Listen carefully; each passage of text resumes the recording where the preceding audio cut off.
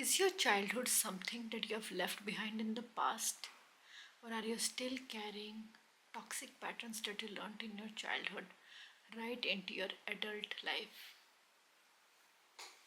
Hi, in today's video, I will talk about three specific ways out of the many in which childhood trauma might be affecting your adult life. Hi, I am Parveen.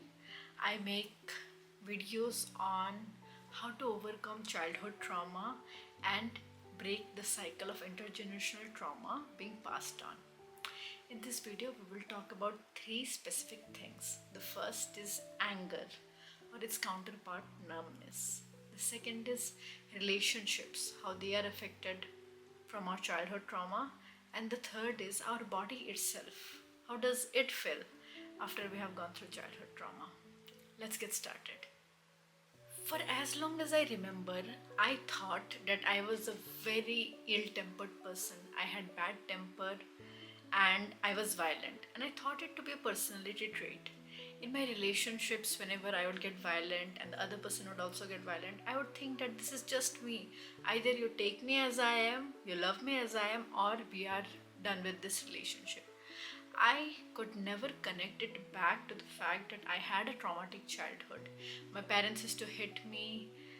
They were extremely violent with each other and me and my brother, and that was the language that I grew up with. That whenever you feel triggered, whenever you're angry, whenever there is a problem in the relationship, the only way to express is by anger and violence, and that I assumed as my personality trait. If you find the same signs in your life, that you get angry, you get triggered very easily when you are given feedback. For example, whenever my managers would give feedback to me on my work, I would take it personally. I would shame myself, guilt myself. I would get overly defensive with them. So if you get defensive when others give you feedback on your work and you take it personally, if you get triggered by very random things, if you feel triggered by seeing happy people or people in love, and you there's just this anger that is inexplicable. You feel angry over the randomest things, and the anger is not a is it's like a simmering. It becomes like a background rhythm to your entire life, and you know that it is childhood trauma showing up.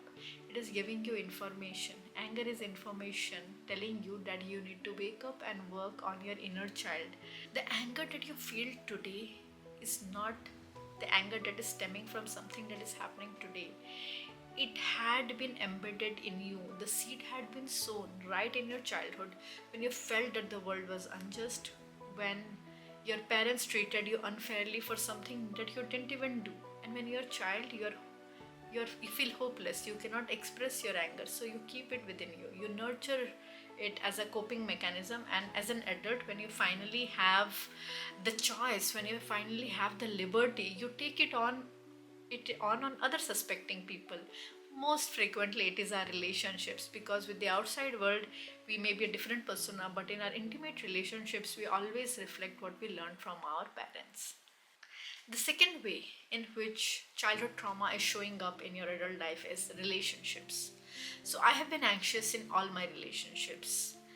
In relationships, if my boyfriend does not text me for some time, if he's out with his family, if there are a few hours when I don't receive a text or a call, I'd become anxious.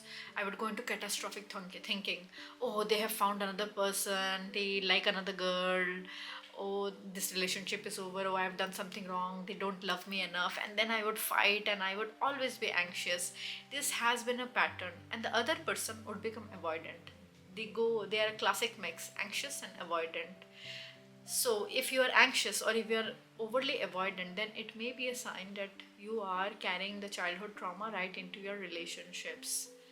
As a child, when we do not feel secure with your parents, when we know that their love is not a given, we have to perform for their love, when we always are trying to judge how today is going to look like with my parent, that insecurity comes over in our life.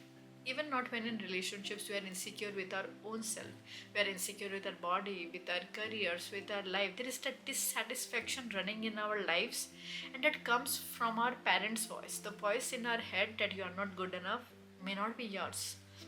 And the work as an adult is to reparent yourself.